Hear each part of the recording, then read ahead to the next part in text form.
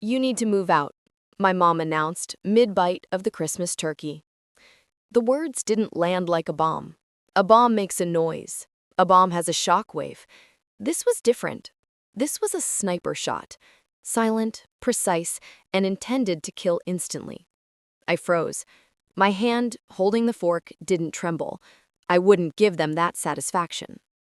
I slowly lowered the utensil to the porcelain plate with a deliberate clink. Really? I replied. My voice was steady, almost monotone. It was the voice of someone who had practiced this conversation in the shower 1,000 times, dreading it, yet never actually believing it would happen. Don't take that tone, Sarah, Mom said, finally looking me in the eye. Her eyes were hard, the same steel gray that used to look at me with pride when I graduated college, or with gratitude when I paid for Dad's funeral. Now, they just looked annoyed. It's time. You're 26, you have a job, you're stagnant here. Ken cleared his throat. He was a small man, physically and spiritually. He wore sweaters that were too expensive for his non-existent job and drank whiskey he didn't pay for. It's about growth, Sarah. Your mother and I need our space. We're starting a new chapter. We can't have an adult child hovering around. I looked around the dining room, my dining room. The walls I had painted sage green 3 years ago because Mom said the white made her depressed. The crown molding I had paid a contractor to install because the old wood was rotting. The very table we were sitting at, which I had bought with my first bonus check, so we wouldn't have to eat off TV trays anymore. A new chapter, I repeated, tasting the words. They tasted like ash. And when does this new chapter begin? Mom took a sip of wine. January 1st, we want to start the new year fresh. 7 days. They were giving me 7 days. It's Christmas, Mom, I said softly. It's as good a time as any, she shrugged, slicing into her turkey. Besides, Ken and I have plans for your room. He needs an office. An office? For what? His fantasy football league? His endless scrolling on Facebook? I see, I said. I picked up my wine glass. So, just to be clear, I have 1 week to pack 5 years of my life and vacate the premises so Ken can have an office? Don't be dramatic, Mom snapped. You're making this about you. This is about us. I looked at Ken. He was avoiding my gaze now, focused intently on a candied yam. He was the architect of this. I knew it. Mom had never been cruel. Selfish maybe, grief-stricken definitely, but never calculated like this. This had Ken's fingerprints all over it. Okay, I said. Mom stopped chewing. Okay? Okay, I repeated. I took a sip of wine. If you want me out, I'll be out. Ken looked up, surprised. He had expected a fight. He had expected tears, screaming, the begging of a daughter who had nowhere else to go. He wanted the drama. He wanted to be the alpha male putting his foot down. By denying him the reaction, I saw a flicker of unease in his eyes. Well, Mom said, composing herself. Good. I'm glad you're being mature about this. Pass the cranberries. I passed the cranberries. I finished my dinner. I even ate dessert. But while they talked about their upcoming trip to Cabo, which I assumed was being paid for by the credit card I paid off last month, my mind was running 1,000 miles an hour. They thought they were checkmating a pawn. They didn't realize they were sitting across from the queen. To understand why my calm reaction was so dangerous, you have to understand the history of this house. 5 years ago, my father died of a sudden heart attack. He left behind a mountain of love, but also a crater of debt. He had been a dreamer, a gambler in the stock market who always thought the big win was around the corner. It wasn't. When he passed, the bank came knocking before the flowers on his grave had even wilted. Mom fell apart. She was a traditional housewife, never worked a day in her life, and had no idea how to manage finances. She spent 6 months in a depression so deep she barely left her bedroom.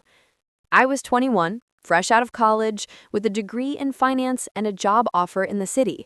I had planned to move out, get a studio apartment, and start my life. Instead, I moved back in. The foreclosure notice was taped to the front door the day after Thanksgiving that year. Mom was hysterical. She couldn't lose the house. It was the only memory of Dad she had left. So I made a deal. I used my entire savings, money I earned working 3 jobs in college, to halt the foreclosure. I took over the mortgage payments. I paid the electricity, the water, the taxes, and the insurance. But I was young, not stupid. My boss at the time, a shark of a real estate attorney named Mr. Henderson, gave me some advice. Sarah, if you're paying for the asset, you own the asset. Family is family, but business is business. I sat Mom down 3 years ago. She was in a haze of Valium and wine. I told her that to refinance the house and save it, we needed to transfer the deed. She didn't even read the papers. She just signed where I pointed, thanked me for handling the boring stuff, and went back to watching QVC. Technically, legally, and irrevocably, I owned the house. Mom had a life estate clause I had inserted out of kindness, meaning she could live there until she died, provided she didn't try to sell it, damage it, or, and this was the kicker, move in a non-relative without the owner's written consent. I had forgotten about that clause until tonight. I went to my room, the room Ken wanted for his office, and pulled a metal lockbox from under my bed. I dialed the combination. Inside, smelling of old paper and legal authority, was the deed.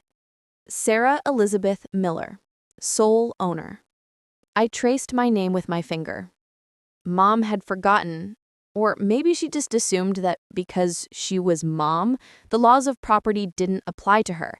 She thought she was the matriarch and I was the child living under her roof. She didn't realize she was the guest. The next 3 days were a masterclass in passive-aggressive torture. Ken was emboldened by my silence. He started walking around the house like he was measuring for curtains. "We're gonna knock this wall down," he heard me say to Mom on December 27th. "Open up the living room, make it more modern." I was sitting at the kitchen island, drinking coffee, without looking up from my laptop. "Structural walls are expensive to move, Ken," I said. "We'll manage." He scoffed. "I have a buddy who does contracting." "Does his buddy have a license?" "You don't need to worry about it, Sarah." Mom interjected, washing dishes aggressively. "You won't be here." "Right," I said, just looking out for the resale value. Mom froze. "We aren't selling." "Not yet," Ken said too quickly. That was the tell. I waited until they left for a celebratory lunch. The moment Ken's leased BMW pulled out of the driveway, I went to work. I didn't go to their bedroom. That's amateur hour. I went to the recycling bin in the garage. People think they're safe if they shred documents, but Ken and Mom were lazy. I found a crumpled envelope from a quick cash lender. Then I found another. Then I found the handwritten note on a legal pad in the kitchen trash can. Equity potential $150,000. Boat $45,000. Cabo trip $10,000. Ken's debt consolidation $60,000. I felt the blood drained from my face. The house was worth about $450,000. I had paid the mortgage down significantly, but there was still about $100,000 left. They were planning to take out a home equity line of credit or a second mortgage. But they couldn't. Not without the owner. Not without me. Unless.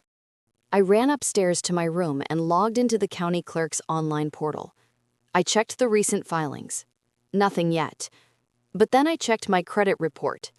There was a hard inquiry made 2 days ago from Predatory Lending Corp. Not the real name, but close enough. They had tried to use my social security number. Mom knew it by heart. I called the bank immediately. "This is Sarah Miller. I'd like to freeze my credit, effective immediately, and I need to report a fraudulent application." As I was on the phone, I heard the front door open. They were back early. I kept my voice low. Yes, my mother. And a Mr. Kenneth Richards. I hung up and walked downstairs. They were in the kitchen, laughing. Ken had his hand on Mom's waist. It was disgusting. Not because they were old, but because I knew he saw her as a walking ATM machine. "Hey, honey," Mom said, actually smiling. "We brought you leftovers." "That's sweet," I said. "By the way, Mom, did you lose your driver's license?" She blinked. "No. Why?" "Just curious. I got an alert that someone tried to apply for a loan in my name. I assumed it was identity theft, so I called the police and the bank." The color drained from Ken's face so fast, I thought he might faint. "You called the police?" Mom stammered. "Standard procedure.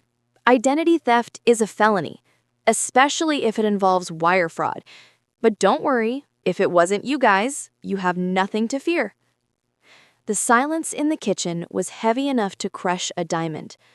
"Sarah," Ken started, his voice cracking. "Maybe that was premature. Sometimes systems have glitches."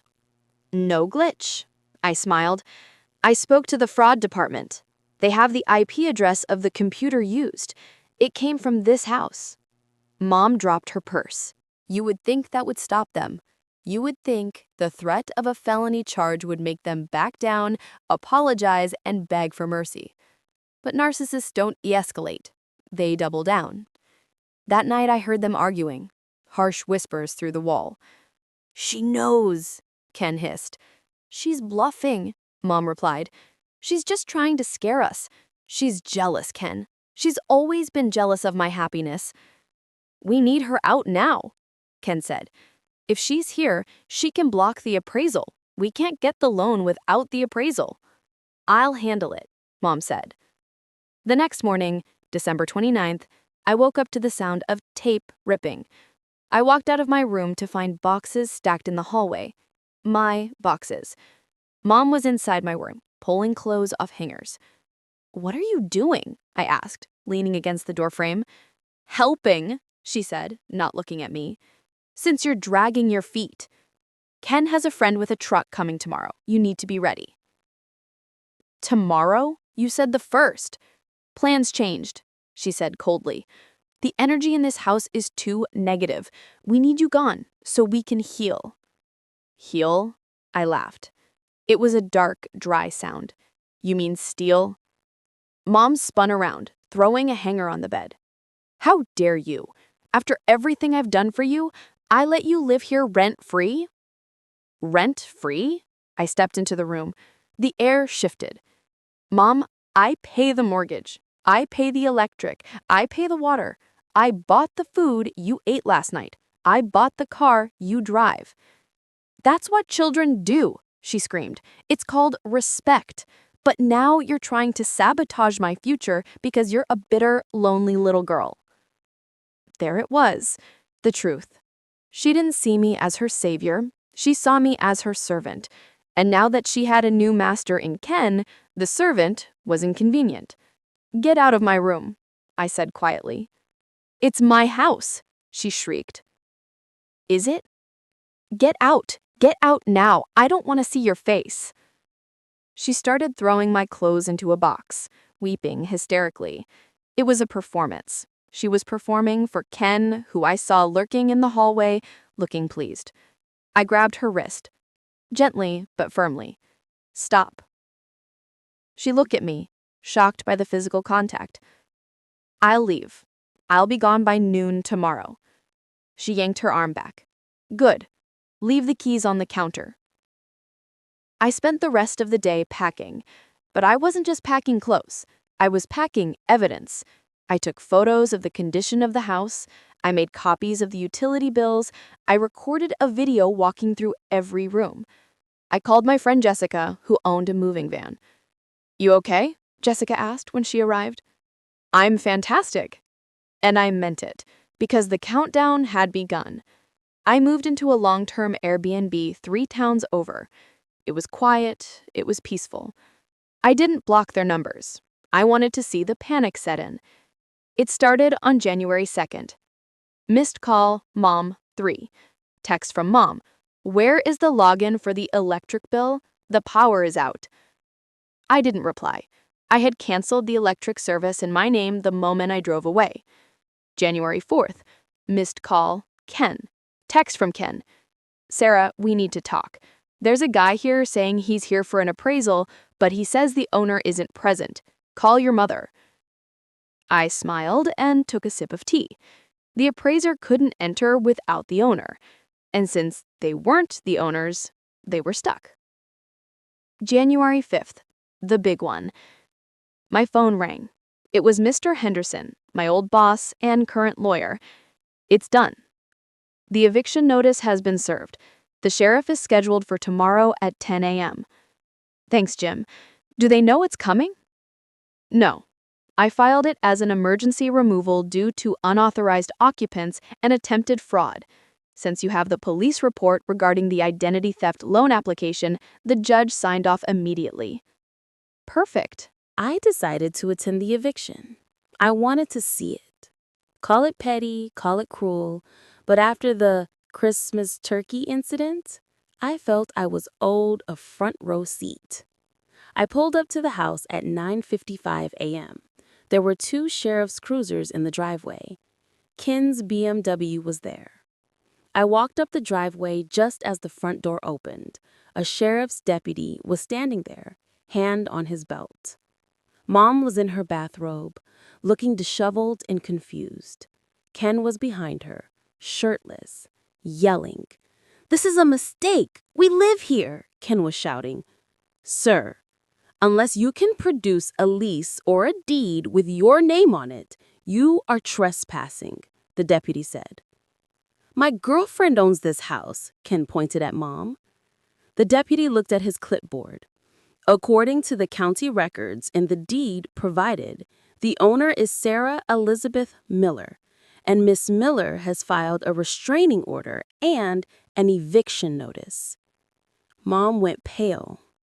She looked past the deputy and saw me standing by my car. "Sarah?" she whispered. She ran down the steps, barefoot in the snow. "Sarah, tell them this is a mistake." I crossed my arms. "It's no mistake, Mom." "But it's my house." "No," I said, pulling the photocopy of the deed from my purse. "It hasn't been your house for 3 years, remember? You signed it over to me so I could save you from bankruptcy. You live here as my guest, and guests who try to steal $150,000 from their hosts get evicted." Ken came storming down. "You little bitch! You tricked her!" The deputy stepped in between us. "Sir, step back." "She stole the house!" Ken screamed. "I paid for the house," I yelled back, finally losing my cool. "I paid every dime. I saved her from the street. And how did you repay me? You tried to kick me out of my own home on Christmas so you could pawn it off for gambling money." Ken froze. "How did you—" "I found your notes, Ken. The bolt, the debt. I know everything." The deputy turned to Ken. "Sir, I'm going to need to see your ID. We have a warrant pending for a Kenneth Richards regarding wire fraud." The color drained from Ken's face. He didn't just look scared, he looked like a rat caught in a trap. He turned to run, but the second deputy was already there. Click. Handcuffs on Christmas week. It was a beautiful sound. Mom didn't get arrested, but she was removed from the property. She stood on the sidewalk, shivering, watching the police put Ken in the back of the cruiser. She looked small, old, fragile. I walked up to her. "Sarah," she sobbed, I didn't know. He told me he was handling it. He told me the loan was for us, to fix up the house. He was going to take the money and leave you, Mom. He has a wife in Florida. The private investigator I hired found her yesterday. Mom gasped. Her knees buckled and she sat down on the curb. Where am I gonna go? I have nowhere. This was the moment where the movie hero forgives the parent. The moment where I invite her back in, make hot cocoa, and we cry it out. But this isn't a Hallmark movie. This is real life. I don't know, Mom, but you can't stay here. Sarah, please. You kicked me out, Mom. You chose him. You looked me in the eye on Christmas and told me to get out. You broke the trust. You broke the bond. I reached into my purse and pulled out a pamphlet for a senior living community nearby. I paid the deposit for 1 month at Shady Pines. After that, you're on your own. You have your Social Security. Figure it out. I turned around and walked back to my house. I walked inside. It was quiet. The boxes were still there. I went to the kitchen. The Christmas turkey carcass was still in the trash. I sat down at the head of the table. It's been 6 months. I sold the house. I couldn't live there anymore. Too many ghosts. I made a nice profit and bought a condo in the city far away from the suburbs. Mom calls me sometimes. She's living in a small apartment now. She broke up with Ken, obviously, since he's in jail. She wants to reconcile. She says she's sorry. I answer, sometimes. We talk about the weather. We talk about the news. But we never talk about Christmas. And I never, ever invite her over for dinner. Some betrayals you can recover from. But when your own mother looks at you and chooses a con man over her child, that's not a crack in the foundation. That's a demolition. I might have lost a mother that Christmas, but I found my spine. And honestly, it was a fair trade. And that, ladies and gentlemen, is why you never sign documents you don't read, and you never ever bite the hand that feeds you, especially if that hand is holding the deed to the house. If you enjoyed this story of absolute karma, do me a favor and smash that like button. It helps the channel more than you know. And if you want to hear about the time a bride tried to make me pay for her wedding venue, click the video on screen right now. Remember, revenge is a dish best served cold, preferably with leftover turkey. Stay safe, stay smart, and I'll see you in the next one.